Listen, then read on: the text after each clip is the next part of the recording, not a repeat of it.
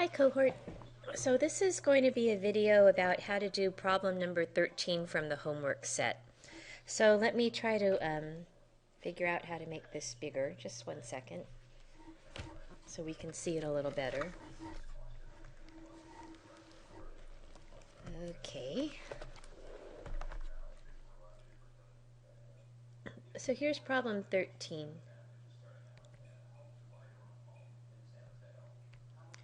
And it's a hypothesis test problem, so if you were interested, I posted an overview of hypothesis testing in another video. And now I'm going to use that overview to take a look at how to do problem number 13. So the idea here is that there's a task that they think the average number correct would be 20. So they expect that the average person is going to get 20 correct on this series of tasks. So what they've done is they've gotten a sample of 5 college students to do the task. And now we notice that each of them had an average score bigger than 20.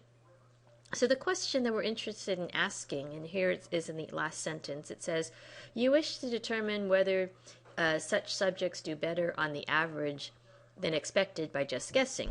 So just guessing would be 20, and you want to see if they're going to do better. So your hypothesis is that the mean is going to be better than 20. So there's some assumptions that you have to make about your data, but I don't think we're going into it in our class. So I'm just going to jump into step 2, which is to write your null hypothesis and your alternative hypothesis. So let me go ahead and get a document up where we can write our null hypothesis and our alternative hypothesis. So our null hypothesis is going to be that the mean is equal to 20. Your null hypothesis always has an equal sign in it. Your alternative hypothesis, we're trying to figure out if they do better than guessing. So our hypothesis is that the mean is greater than 20. Okay. So step 1 of hypothesis testing are assumptions, which I don't think we're checking in our class. Step 2 in hypothesis testing is writing the null and alternative hypothesis, which I just did. Step 3 and 4 are to compute a test statistic, and a p-value. So this is where I really strongly recommend using technology. The idea of finding a test statistic by hand and then using a table to figure out a rejection region is, to be honest, pretty archaic in statistics. I mean, it hasn't been done since the advent of technology, I guess. If you read any research studies, like if you're filling in that matrix for Narina and Patricia's class, and if you looked at any quantitative studies, all of those quantitative studies involve a p-value. None of them involve a critical value. And so if you're thinking, well, what's going to be useful to me to understand for my own research and the research I'm reading, it's definitely the test statistic with the p-value approach. Now, what I really recommend then is letting our calculator do that for us. So let me show you how we could do that with a calculator. And again, you can look for a free app for your iPad or your iPhone or your Android, whatever you have. Or you could download this calculator. Or if you want a calculator like this, I have probably a class set, so I could definitely lend you one for this semester. Okay, so let me show you how we can use technology and how usually this is done. So I'm going to come here to my calculator. In statistics, I have some data here about my tests. So I have these test scores right here, the 31, 24, etc., etc. So what I'm going to do is I'm going to put those into my calculator. Okay, so just 1 second while I do that. Okay. So my numbers are 31, 24, 21, 25, and 32. Great. So now I'm going to come here and I'm going to use technology to run a test. And the test that we've been covering in our class this time is the t-test. So right here, t-test, that's what you use to test a claim about the mean of a population, which is what we're doing. Now the technology is asking me, do you have data? Did you enter a list of numbers, or do you have statistics? If I had highlighted statistics, my calculator would have expected that I had a sample mean and a sample standard deviation, which I could have found, but I didn't. Instead, I put data into my calculator. So I'm going to let my calculator know that there's data there. Right here, my calculator is asking me, that little 0 is to remind me to look at my null hypothesis. So what number do you have in your null hypothesis? Well, I have the number 20. And now my calculator is simply asking me, hey, where's your data? So my data is in list 1. The frequency is just 1. That means just each one to count once. And then here, the calculator was saying, what sign is in our alternative hypothesis? So when we wrote our alternative hypothesis, see how it has this greater than sign right here? So I'm going to come here where the greater than sign, and I'm going to highlight that. Now you can choose to calculate or draw. If you calculate, your calculator is just going to give you a bunch of numbers, one of which is the p-value. I always like to draw because I'm kind of visual and I like to see what's going on. And let me show you what happens. And it'll kind of help me explain a little bit more about the p-value too. So my calculator is going to sketch a normal distribution, a bell-shaped curve. And at the bottom here, it's going to return the test statistic and the p-value.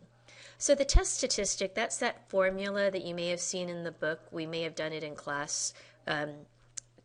X minus the mean divided by S over square root of n, that big formula t equals. Well, here's technology telling us that t is equal to 3.125. And I have a p-value of 0.01.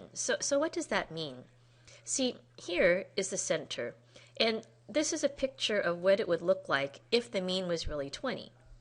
Now what we have is sample data that, according to the technology, according to the test statistic, tells us that each of these tick marks is a measure of spread.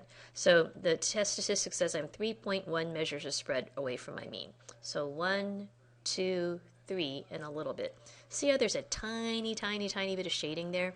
That corresponds with your p-value.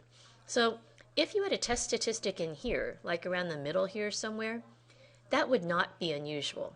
Remember, one of the things we talked about briefly was that anything above a 2 is kind of strange, kind of unusual. So the farther your data is away from your presumed center, the stronger your evidence is that the center isn't really here and really is to the right somewhere.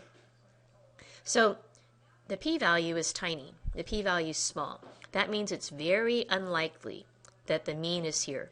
And instead, we believe the mean is somewhere to the right. So we're going to come over here and we're going to write a conclusion.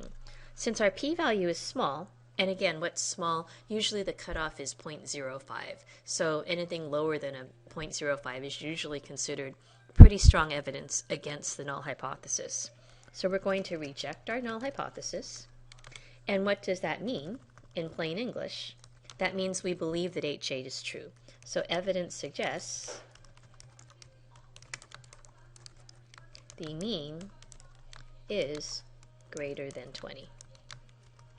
In the context of this problem, let me go back and take a look at what the problem actually said.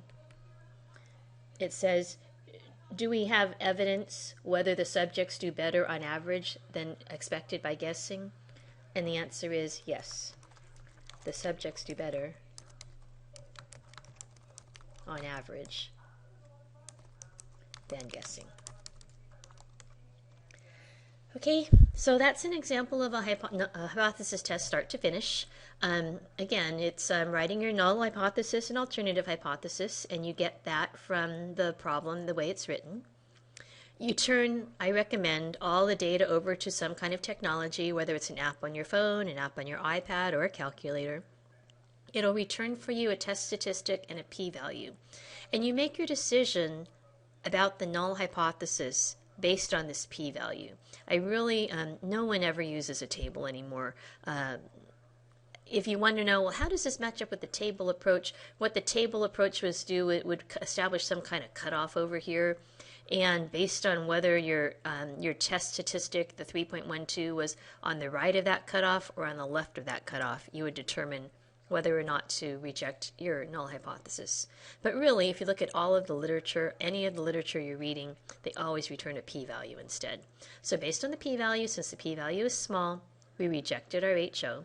maybe I should add that. So what we're rejecting is our null hypothesis, and evidence suggests that the mean is greater than 20. Okay, I hope that helps, and we can talk more on Saturday. Always feel free to email me too if you have any questions. And that's it. All right, thanks.